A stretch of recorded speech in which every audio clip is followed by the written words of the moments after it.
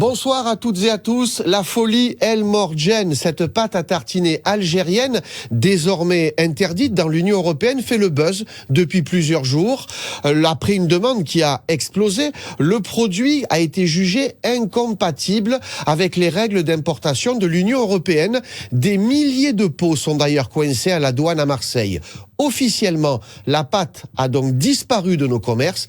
Pourtant, en centre-ville de Marseille, comme par exemple à Noailles, on la trouve encore facilement, à condition, nous dit Cassandra Mourou, de sortir les billets. Regardez.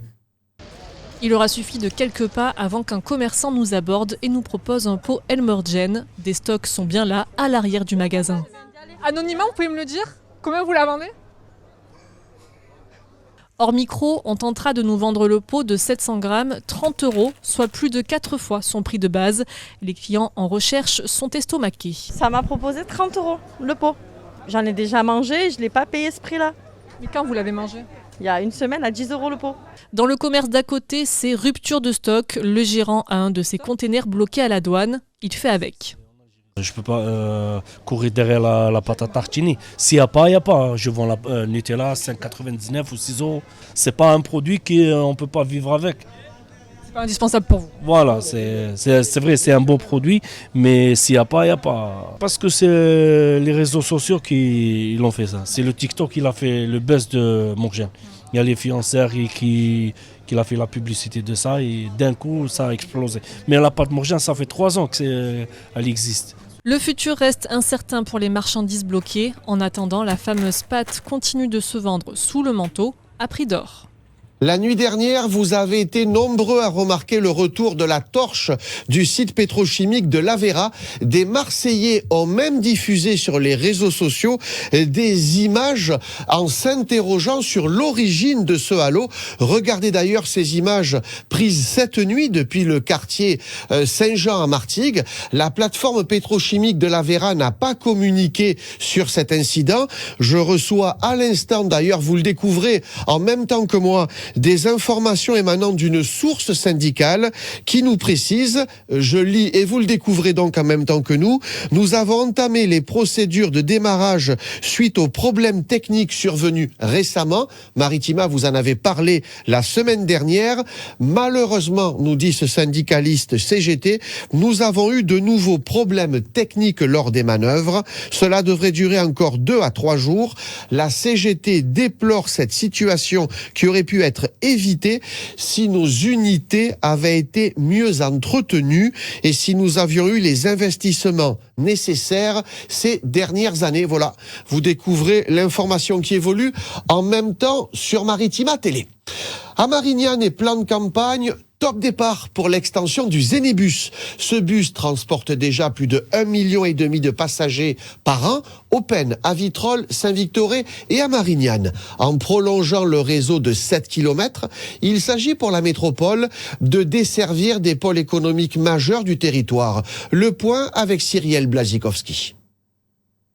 7 km pour desservir le technoparc des Florides à Marignane. La zone héberge déjà des géants de l'industrie comme Airbus et Daher et elle génère aux heures de pointe un important trafic routier qui était appelé à augmenter. Le technoparc des Florides était jusqu'à aujourd'hui desservi par le réseau classique de bus. De l'autre côté, l'avenue de plan de campagne sera en partie requalifiée avec la création d'une piste cyclable et d'un carrefour à feu réservé aux bus. Là aussi, le futur Zénibus permettra de mieux circuler pour aller faire ses courses. Transdev, qui gère le réseau pour le compte de la métropole, mettra en œuvre 22 bus au gaz naturel, chacun d'une capacité de 103 places. Une raison supplémentaire de laisser votre voiture au parking. 2 nouvelles lignes seront créées, Zen A et Zen B, pour doubler l'offre de transport en commun sur ce secteur très fréquenté de la commune de Vitrolles. Une halte ferroviaire est également annoncée à plan de campagne, mais ce sera pour 2027. À Martigues aujourd'hui, une belle initiative pour fêter la journée internationale de la paix.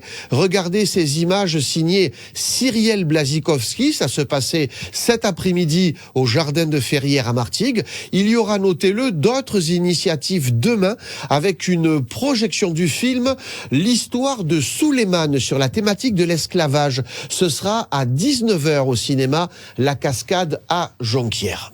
L'actualité en région ce mercredi, c'est aussi et inévitablement l'Olympique de Marseille. Adrien Rabiot est venu en conférence de presse cet après-midi. L'international a souhaité expliquer ses choix. Devant la commanderie, on retrouve, devinez qui, Karim Attab bien sûr.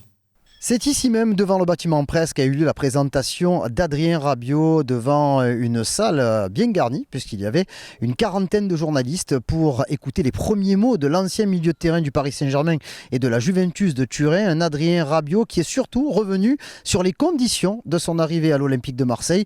Alors pourquoi ce choix? Pourquoi l'OM? La réponse de Rabiot.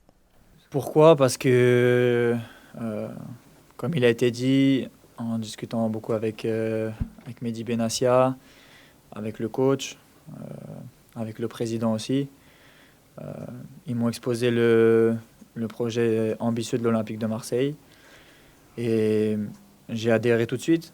C'est vrai que voilà, le coach, il a une certaine cote, on sait ce qu'il est capable de faire, le jeu qu'il a proposé, qu'il veut proposer aussi.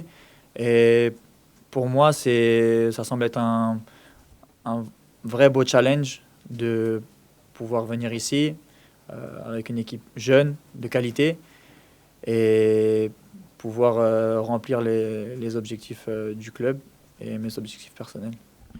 Et on a vu sur les images du site et des réseaux du club que tu étais déjà au travail. On suppose bien entendu que tu t'es entretenu cet été. Dans quel état de forme physique tu es ? Je me suis entretenu, bien évidemment. Après, il est vrai que je ne suis pas non plus au top parce que j'ai travaillé individuellement. On sait que c'est important quand même de travailler au niveau collectif avec le ballon. Et puis, il y a certaines choses à mettre en place aussi au niveau tactique avec les séances d'entraînement. Mais je me sens bien. Vous pouvez vous en douter, ce sera un peu court pour ce week-end. Mais j'espère être très rapidement à disposition pour pouvoir jouer les premières minutes.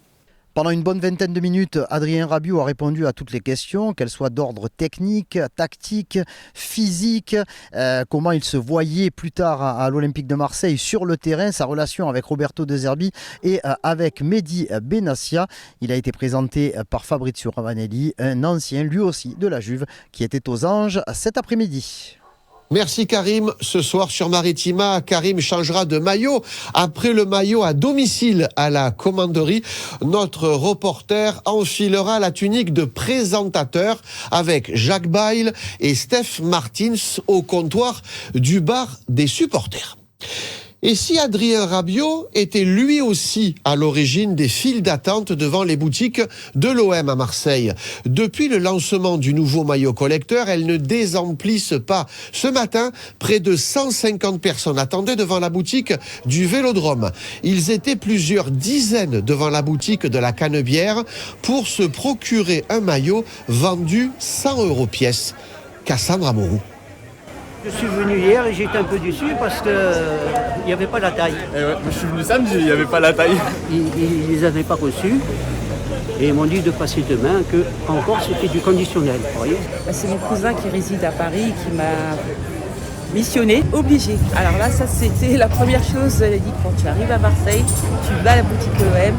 J'ai été hier, c'était en rupture de stock et puis ils m'ont dit de passer ce matin et je ne m'attendais pas à voir une foule pareille. Et est-ce que là, le fait qu'il y ait l'arrivée de M. Rabiot, qui est quand même une arrivée qui fait beaucoup de bruit, ça vous motive pour cette saison Il faut voir ce qu'il vaut sur le terrain. Il était sur la Juve, je crois qu'il n'est pas perdant. Vous voyez, voilà, il a fait un sacrifice. Il ne s'est pas trompé d'endroit. Je pense qu'on avait déjà une bonne équipe. Par contre, ça reste un joueur de classe mondiale qui arrive en plus. Et c'est de très bon augure pour l'année prochaine et pour cette année pour se qualifier en Ligue des Champions. Je pense que c'est une année où on est obligé d'être dans le top 3. avec l'investissement qui a été fait. On est obligé d'être en Ligue des Champions l'année prochaine et de faire un parcours correct, contrairement aux années précédentes. On est content de l'arrivée de Rabiot, joueur international français, on est content. En plus, il vient de Paris, ça fait rager les Parisiens et nous, on est heureux. Allez, on ne va pas se quitter sans parler de volleyball sur Maritima. Hier soir, Fréjus et Martigues se sont rencontrés en match de préparation. Alors, pour les Martégots, c'était l'occasion de travailler sur les relations passeurs-attaquants et plus globalement sur l'organisation du collectif sur le terrain. Le championnat débutera pour Martigues à la mi-octobre avec, pour les Martégots, un déplacement assez lointain à Saint-Jean-d'Ilac. Et puis notez enfin, à partir d'aujourd'hui et jusqu'au 22 septembre, le World Clean Up Day vous invite à vous mobiliser pour un grand nettoyage de la planète. Dans la région, les initiatives se multiplient. Vendredi midi, sur la plage de Carry-le-Rouet. À Marseille, rendez-vous ce vendredi et ce week-end sur plusieurs plages. C'est la fin de cette édition. Merci de l'avoir suivi. Tout de suite, le point avec vos prévisions météo.